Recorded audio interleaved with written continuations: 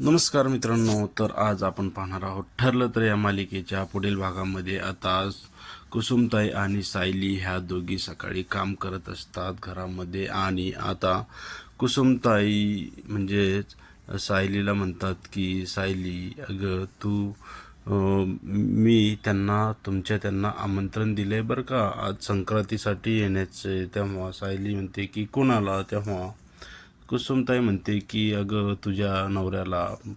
तेव्हा सायली खूप खुश होते आणि सायलीला अर्जुनचा चेहरा आठवायला लागतो आणि ती त्याच्या आठवणीमध्ये खूपच रमलेली असते. तिला आठवतं की सायलीने अर्जुनला कसं चोरून चोरून पाहिलं होतं आणि अर्जुनही तिच्याकडे पाहत होता जेव्हा तो त्या चाळीमध्ये फ्री मेडिकल शिबिर घेऊन आलेला होता. तेव्हाचे क्षण सायलीला आता आठवायला लागतात आणि आता सायली त्याच्यामध्ये आठवणीत त्याच्या बुडालेली असते. आणि आता सायली कुसुमताईला म्हणते की कुसुमताई, अगं पण ते येतील का? कारण त्यांना काहीतरी काम असेल ऑफिसचं, आणि ते येऊ शकतील का नाही, मला याच्याबद्दल थोडीशी शंका वाटते. तेव्हा कुसुमताई सायलीला म्हणते की अगं तो 100% येणार आहे, तू त्याची काळजी करू नको, त्याचं तुझ्यावर खरंच खूप प्रेम आहे ग. तेव्हा सायली खाली बसते आणि कुसुमताईला म्हणते की कुसुमताई, त्यांचं तर माझ्यावर प्रेम आहे हे खरं आहे, पण ही गोष्ट जर मधुभाऊंना समजली तर मधुभाऊ खूप चिडतील आणि त्यांच्यावर ते रागवतील, आणि तसं झालं तर ते मला आवडणार नाही, आणि ते आता माझ्यामुळे त्यांना खूप त्रास होईल. तेव्हा कुसुमताई म्हणते की अगं तसं काही होणार नाही, आणि आता मधुभाऊंच्या आणि तुझ्या तो एक एक पाऊल पुढे म्हणजे एक एक पाऊल जवळ येत आहे अर्जुन. तेव्हा अ, सायली ही खूप खुश होते आणि तिला खात्री वाटते की अर्जुन उद्या येऊ शकतो. तेव्हा आता इकडे अर्जुन आणि चैतन्य हे बोलत असतात की चला आता उद्या आपल्याला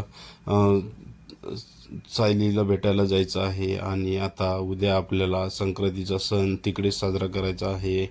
तेव्हा चैतन्य हा अर्जुनला म्हणतो की अरे जायचं तर आहे, ते खरं आहे, पण तुझं त्यांच्यावर खूप प्रेम आहे हे तर सगळ्यांना माहीत आहे, पण आत्तापर्यंत सायली वहिनींनी एकदाही असं म्हटलेलं नाही की त्यांचं तुझ्यावर प्रेम आहे. तेव्हा अर्जुन खूप नाराज होतो आणि चैतन्याला म्हणतो की अरे असं होऊच शकत नाही, मला 100% माहीत आहे की सायलीचं माझ्यावर खूप प्रेम आहे. तेव्हा चैतन्य हा त्याची मजा घेत असतो आणि म्हणतो की अरे पण त्यांनी तर असं कधी बोलून दाखवलं नाही. तेव्हा अर्जुन त्याला म्हणतो की ती ती आत्ता वेळ नाही, आणि जेव्हा वेळ येईल तेव्हा ते मला नक्कीच बोलून दाखवतील. आणि तेव्हा चैतन्य त्याला म्हणतो की आणि जर त्यांनी असं नाही बोललं तर मग तुझं काय होईल, तेव्हा तू काय करशील? तेव्हा अर्जुन म्हणतो की मला काही करायची गरजच पडणार नाही, कारण मी माझा जीव सोडून देऊ शकतो. तेव्हा तो खूप इमोशनल झालेला असतो. तेव्हा चैतन्य त्याला म्हणतो की अरे बाबा असं काही बोलू नकोस, मी तुझी मजा करत होतो, आणि मला माहीत आहे की सायली वहिनींचं तुझ्यावर खूप प्रेम आहे. आणि ते आता त्यांचं हे बोलणं त्यांचं बोलणं ही प्रिया म्हणजेच तन्वी हे बाहेर उभा राहून ऐकत असते, आणि तिने सगळं उद्या हे कुठे जाणार आहे तर तिला समजतं की हे उद्या सायलीच्या घरी जाणार आहेत, आणि संक्रांत असल्यामुळे तिकडेच हे दिवसभर थांबणार आहेत. तेव्हा ती म्हणते की आता मला काहीतरी प्लॅन करावं लागेल की उद्या ह्यांना मी घराच्या बाहेर पडू देणार नाही, आणि सायलीची भेट ही नाही व्हायला पाहिजे. यासाठी मला काहीतरी मोठा प्लॅन करायला पाहिजे, असं प्रियाने ठरवलेलं असतं. आणि आता सकाळ झालेली असते. तेव्हा पूर्णाजी ही विमलला म्हणते की विमल, माझ्यासाठी ना मला खूप ॲसिडिटी झाल्यासारखं वाटत आहे, त्यामुळे माझ्यासाठी तू काढा मला बनवून दे. तेव्हा विमल म्हणते की हो पूर्णाजी, तुम्ही बसा, मी तुमच्यासाठी काढा बनवून आणते. तेवढ्यात विमल ही किचनमध्ये काम करत असते आणि तिथे प्रिया येते आणि विमलला म्हणते की विमल, मी अर्जुनला कॉफी देऊन येते. तेव्हा तेव्हा विमल तिला म्हणते की नको, तुम्ही कॉपी देऊ नका, मी कॉपी देऊन येते, कारण तुम्ही जर कॉपी देऊन गेलात तर ते तुमच्यावर चिडतील. तेव्हा प्रियालाही कुसुमला विमलला तिथून घालवायचं असतं की ती तिथनं गेल्याच्या नंतर हिला की इकडे काहीतरी करता येईल म्हणून म्हणून ती विमलला म्हणते की ठीक आहे, मग तूच कॉपी देऊन ये. आणि इकडे विमल ही अर्जुनला कॉफी घेऊन गेली असते. तेव्हा हिच्या डोक्यात येतं की प्रियाच्या डोक्यात येतं की एकदा मधुभाऊला जेव्हा ॲसिडिटी झाली होती तेव्हा त्यांना सायलीने मोहरीचा काढा प्यायला दिला होता. त्यामुळे त्यांनी उलट्या आणि थोडीशी चक्कर येत असते, बाकी तर काही विशेष होत नाही. तेव्हा ही आयडिया तिच्या डोक्यात येते की आता आपण ही पूर्ण आजीला असाच काढा करून देऊ, म्हणजे पूर्ण आजीची तब्येत बिघडली तर अर्जुनला कुठेही जाता येणार नाही. आणि असं करून ती घरातील किचनमध्ये मोहरीचा डबा शोधायला जात असते, पण तिला तो सापडत नसतो. आता तो तिला सापडलेला आहे आणि आता ती मोहरीचा काढा बनवायला घेत असते. आणि आता इकडे कल्पना ही तिथे आली असते आणि कल्पना पूर्णाजीला म्हणत असते की पूर्णाजी, तुम्हाला काय होत आहे. तेव्हा पूर्णाजी तिलाच म्हणते की अगं, मला थोडीशी ॲसिडिटी झाल्यासारखी वाटते, त्यामुळे मी विमलला काढा बनवायला सांगितला आहे. आता मी तो घेणार होते, पण आता मला ते बरं वाटत आहे. तेव्हा कल्पना पूर्णाजीला म्हणते की पूर्णाजी, नाही, तुम्हाला काढा घ्यावाच लागेल. तुम्हाला जरी बरं वाटत असेल तरी तुम्ही एकदा काढा घ्या, म्हणजे तुम्हाला आणखी फ्रेश वाटेल. तेव्हा पूर्णाजी म्हणते की अगं नको, माझी ॲसिडिटी आता मला थोडंसं वाटत होतं की ॲसिडिटी आहे, पण आता ती मला आता वाटतंय की बरी झाली आहे, त्यामुळे मला आता काढा तू देऊ नकोस. तेव्हा कल्पना त्याला खूप आग्रह करत असते काढा घेण्यासाठी. आणि इकडे प्रिया ही तिथे उभी असते. तिला वाटत असते की कधीही काढा घेईल आणि कधी हिला उलट्या वगैरे चालू होतील, तसा तो विचार करत असते. आणि तेव्हा कल्पना पूर्णाजीला म्हणते की बरं ठीक आहे पूर्णाजी, तुम्ही काढा नका घेऊ, मी आता तुमच्यासाठी एकदम जास्त साखर घालून कॉफी बनवून आणते. तेव्हा पूर्णाजीला खूप आनंद होतो आणि ती कल्पनाच्या डोक्यावरून हात फिरून म्हणते की किती काळजी तू माझी घेतणार ग. तेव्हा कल्पना पूर्णाजीवर रागवते आणि म्हणते की पूर्णाजी, तुम्हाला मी असं काही करून देणार नाही, कुठलीही कॉपी वगैरे देऊन देणार नाही, तुम्हाला हा काढाच घ्यायचा आहे. तेव्हा पूर्णाजी खूप दुःखी होते आणि म्हणते की थांब, प्रतापला येऊ दे, मी तुझं नाव त्याला सांगणार आहे. तेव्हा कल्पना म्हणते की मला आता पोलिसात जरी दिलं तरी मी तुम्हाला हा काढा प्यायलाच लावणार आहे.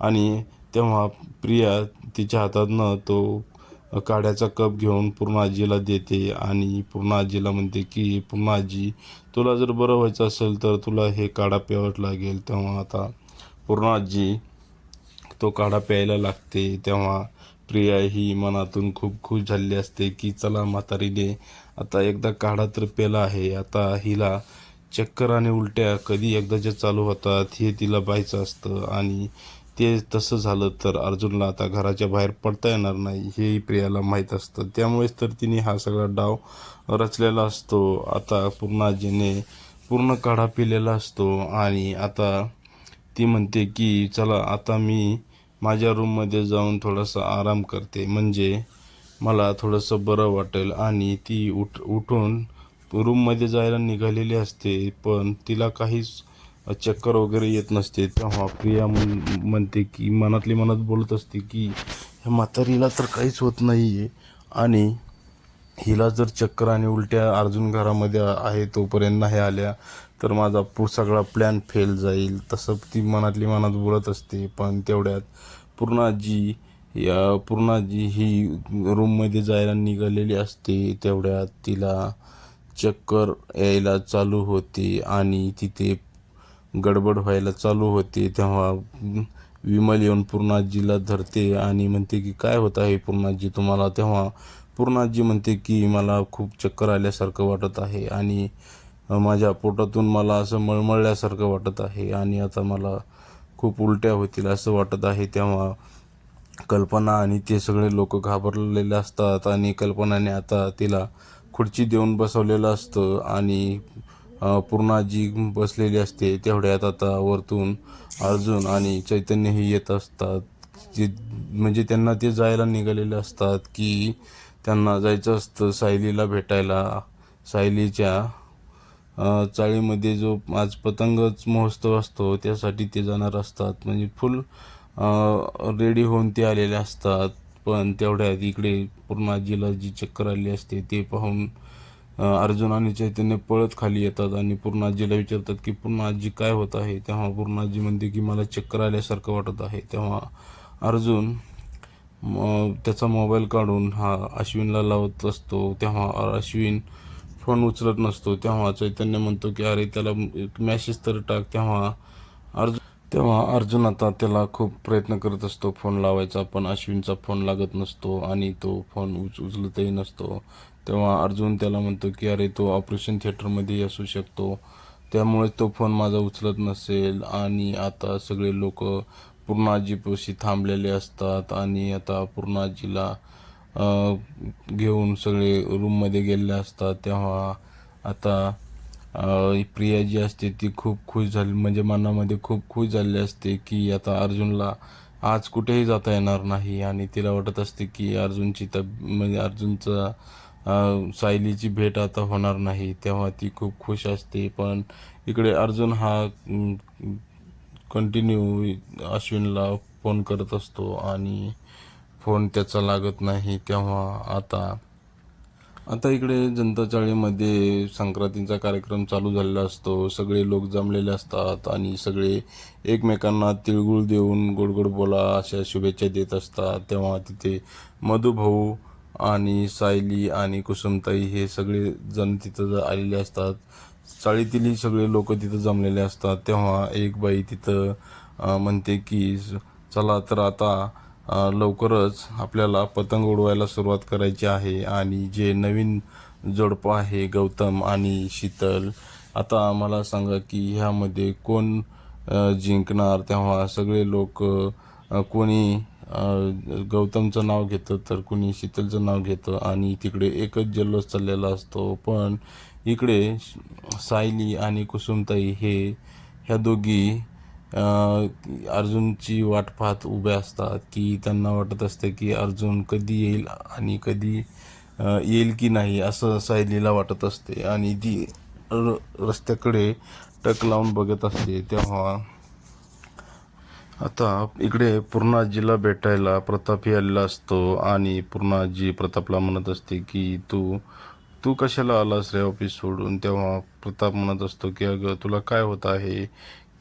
तेच मी पाहायला आलो आहे. आणि इकडे आता तेवढ्यात तिकडे अश्विनही धावत घरी आलेला असतो आणि तो पूर्णाजीला चेक करायला लागलेला असतो. तेवढ्यात प्रिया मागून त्याला म्हणते की अरे अर्जुन मला किती वेळचं तुला मी कॉल करत होते, तेव्हा तू कुठे होतास. आणि मला किती टेन्शन आलं होतं की पूर्ण आजीची तब्येत किती बिघडली आहे आणि मला तर खूपच टेन्शन आलेलं आहे, म्हणजे असं ती दाखवत असते. आणि आता अश्विन म्हणतो की ठीक आहे मी आलो आहे तर आता मी तिला चेक करतो. तेव्हा प्रिया म्हणते की अरे आपण तिला हॉस्पिटलमध्ये ॲडमिटच करूया. तेव्हा घरातील सगळे लोक तिच्याकडे आश्चर्याने पाहत असतात की ही मूर्ख मुलगी हिला पूर्णाजीला काहीच झालं नसताना ॲडमिट करायला का सांगत आहे. तेव्हा ती सारखंच म्हणत असते की हे अश्विन बघ ना लवकर पूर्णाजीला काय झालं आहे, नाहीतर चल आपण तिला ॲडमिटच करूया. तेव्हा तिथे अर्जुन तिच्याकडे पाहतो आणि त्याला तिचा खूप राग आलेला असतो आणि ती परत एकदा म्हणते की चल आता आपण ॲडमिटच करूया. तेव्हा अर्जुन खूप चिडतो आणि तिला म्हणतो की पूर्णाजीला काही झालेलं नसताना तिला ॲडमिट का करायचं आहे. तू नुसती तुझी जी ही आहे ना तुझी वरवरची काळजी दाखवू नकोस आणि तुझी काही गरज नाही सांगायची की या पूर्ण आजीला ॲडमिट करायचं आहे की काय करायचं आहे. त्यामुळे अर्जुन तिच्यावर खूप चिडलेला असतो. तर प्रेक्षकांना आता पुढील भागामध्ये काय होणार आहे, कुठला ट्विस्ट येणार आहे आणि काय म्हणजे घरचे लोक पूर्ण आजीला हॉस्पिटलमध्ये घेऊन ॲडमिट करतील का आणि अर्जुनला सायलीला भेटता येईल का ते हेच आता आपण पुढील भागात पाहणार आहोत. त्यासाठी तुम्ही आपल्या चॅनलला सबस्क्राईब करायला विसरू नका. धन्यवाद.